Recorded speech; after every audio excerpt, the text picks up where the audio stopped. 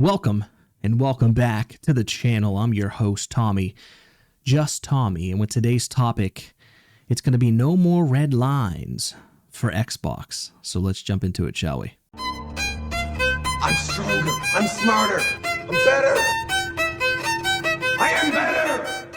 So the Xbox president CEO, I'm not too sure what his role is at the moment in time because I thought Sarah Bond took over that, but I'm not sure. Either way, in a recent interview with Bloomberg, Phil Spencer was quoted to say there's no red lines for Xbox, basically preventing Xbox games releasing on PlayStation and any other console or platform going forward at this point.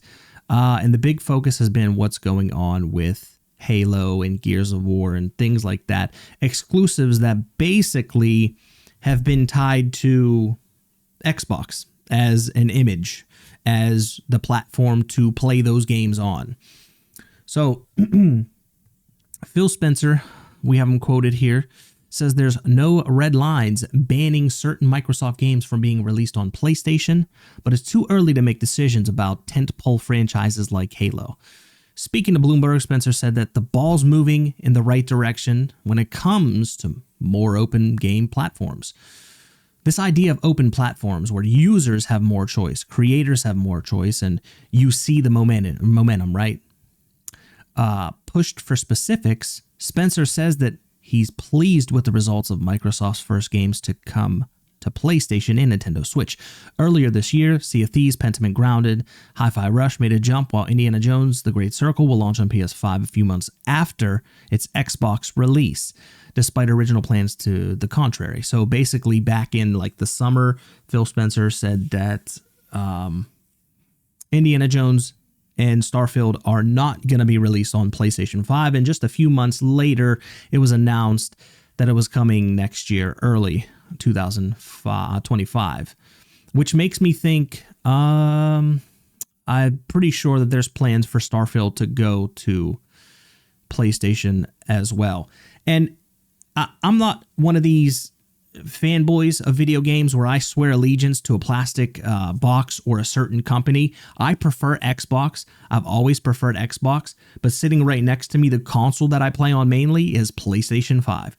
The Series X is in the living room. My son plays on it. My main platform is PC. What I'm recording this video and editing this video on, this is what I mainly play my video games on. But when it comes to consoles, right now at this moment, PlayStation 5 is what I play, even though I'm an Xbox boy at heart. I don't swear allegiance to this. What I think Xbox is doing and the direction that they're going, I think this is a great thing. Growing up, I always wished, like, if one of my friends had like Sega or Nintendo and I had the opposite, I really wished that they had, the same console to kind of be able to either play together, borrow games with one another. But with Xbox, they're basically opening their whole platform up as a publisher. So it's a really different situation versus like Sega. A lot of people think, oh, Xbox is doing this. This is what Sega did. So they're just going to make video games. And you have to really put things in perspective when it comes to a situation like that. Sega is not Microsoft. And Xbox is Microsoft. Regardless of what you want to think or say, Microsoft is the parent company. Like it's just like Sony TVs and Sony PlayStations. It's all under Sony. You understand? So Sega was not and is not Microsoft. Microsoft has almost an endless amount of revenue stream to basically do whatever they want. They just spent $70 billion on Activision Blizzard, and then they're talking about still wanting to acquire other publishers and IPs. Like this whole idea of, $70 billion, that's a whole lot of money. I mean, that's generationally changing money for people. And they're just spending it willy-nilly because it's going to come back tenfold to them. But I'm getting off on a tangent there. So I think basically what the plan is eventually to put all of their games, all of their IPs everywhere. And I just saw that their new slogan, which I haven't got a chance to really make any kind of videos on any kind of video game content or news. But on top of him saying no red lines, they've also had launched like a campaign for Xbox Play Anywhere, and everything is basically an Xbox. This is an Xbox. A television is an Xbox. Your cell phone is an Xbox. So it's pretty clear, at least for me, that Microsoft and Xbox is no longer tying their identity to a piece of hardware. It's a lot broader idea for them. They want their name to be synonymous with every piece of technology, not just a console in your home, like a traditional game. How the traditional game industry was, that's not how it's not heading that way. We're already in a snowball effect to where we're far from that. We are very far from what console hardware used to be, how it was specifically for just casual gamers. It's now becoming more of an enthusiast platform when it comes to console gamers. It's almost like console gamers are becoming like PC enthusiasts. When you build a PC, and you understand, you get what I'm saying? It's almost becoming that. But moving on here, Call of Duty Black Ops 6 just dropped. That's now an IP that's owned by Microsoft, of course, while also now a Microsoft game. Got the multi-platform release that COD fans have come to expect over the years. And it's kind of crazy for Sony when the acquisitions were happening. They were so worried that they would get like a downgraded version of Call of Duty, that it would basically destroy their revenue and their platform. That's the one thing that they were worried about, where Microsoft's thinking 25, 30 years in the future at this point. They're thinking, I'm going to, of course, give you the same version, if not a better version, because I want your people, your platform, your users to purchase my software. Now, if you own an Xbox solely, you're going to get our software as part of Game Pass. So you're going to, if you stick with our subscriptions, if you're a user on the Xbox, you're going to stick with the subscription-based user. You're now going to be part of that ecosystem. You get what I'm saying? But if you're not, we're still going to release it over there. You'll just have to pay full price for it. It's a different level of thinking. That's why they are completely different companies when it comes to financials. And you have console warriors, people who are over here like, my console's better. No, my console's better. My console has more games. No, mine does. You have these people who are just arguing about that, and they're not seeing the bigger picture. And what Microsoft is doing at this moment in time, they're trying to, I think, preserve the IPs that we have right now and continue to give developers the creativity that they want and that we need as gamers in our video games. Because what they said a couple years ago about these companies that are not familiar with video games, like Amazon, Disney or Netflix or all these, they're going to start getting into this industry, because this industry is making more money than movies. So they're seeing this, and it's prying eyes, basically. Look at Tencent. I mean, these companies come in and buy the IPs, and if they can't get an immediate return on their investment, they will kill the franchise. They will no longer invest in it. Do you understand? That's why we haven't seen a Legacy of Kain, game in so long, because it's so far from what the core base of fans are. They're not looking for that. The fan base, they're going to invest in Fortnite. You know what I mean? They're going to invest in these live service games that are making them billions, and these companies are seeing this now. They're going to start coming in and buying developers and publishing companies. And if they don't do well, they will shut them down. And then our beloved franchises, our IPs that we know and love,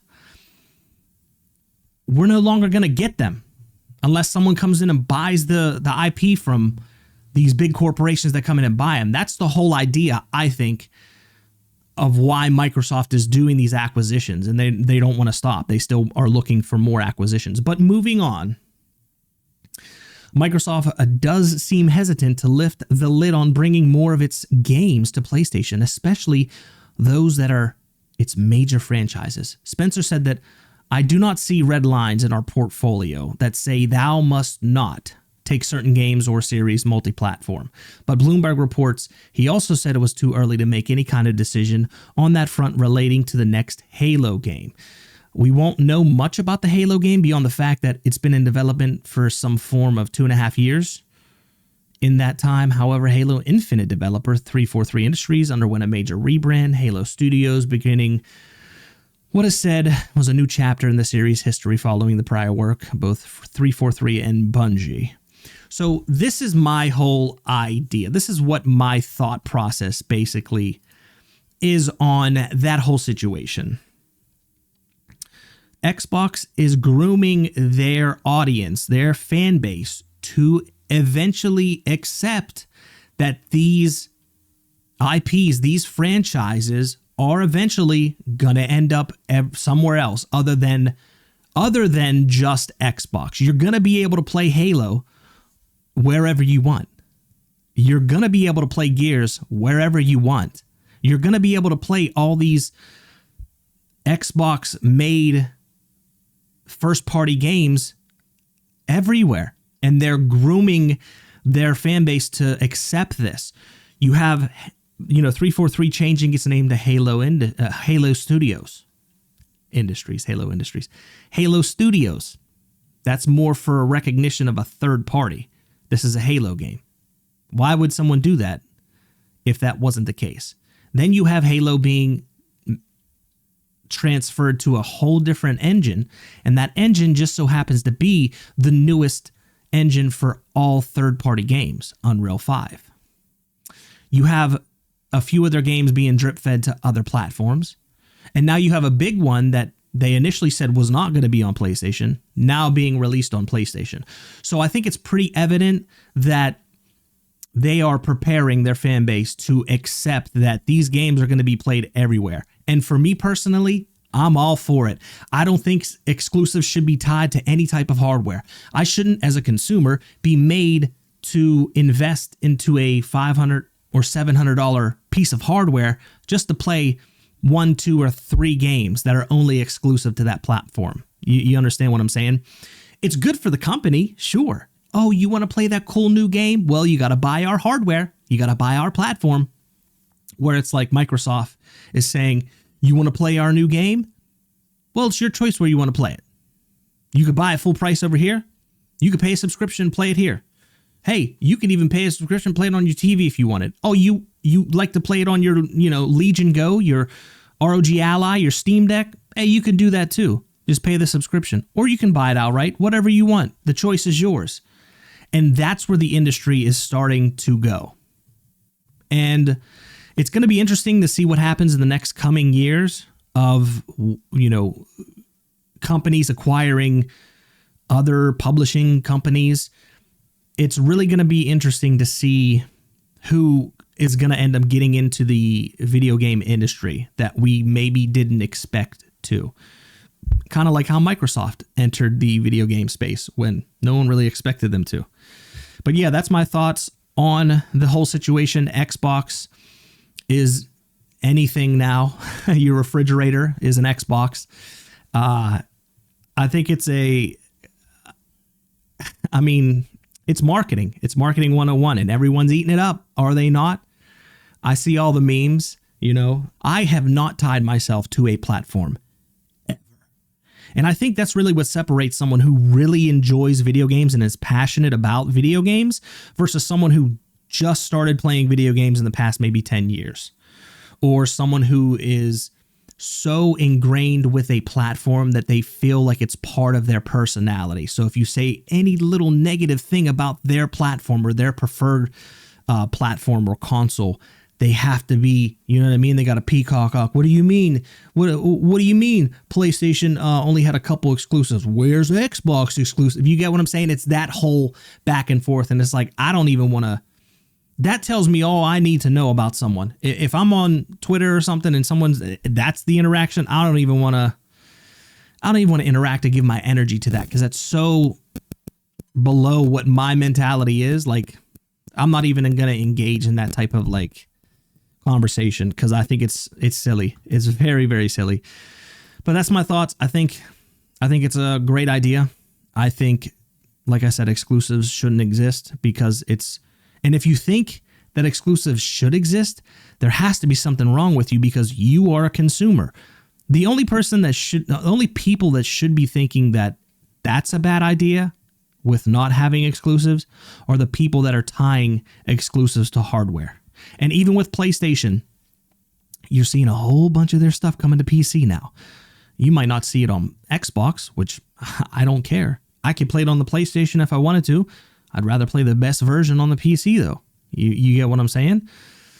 So, I mean, the only other company that we're going to be waiting on now to follow suit is Nintendo, and who knows if they will ever join that race. But that's going to do it for me. Hopefully you guys enjoyed the video. If you did, make sure you hit it with a thumbs up. Hit me with a subscribe. Drop a few likes. You know what I mean? And yeah, as always, it has been your boy. It's been real, and I'm out. Later.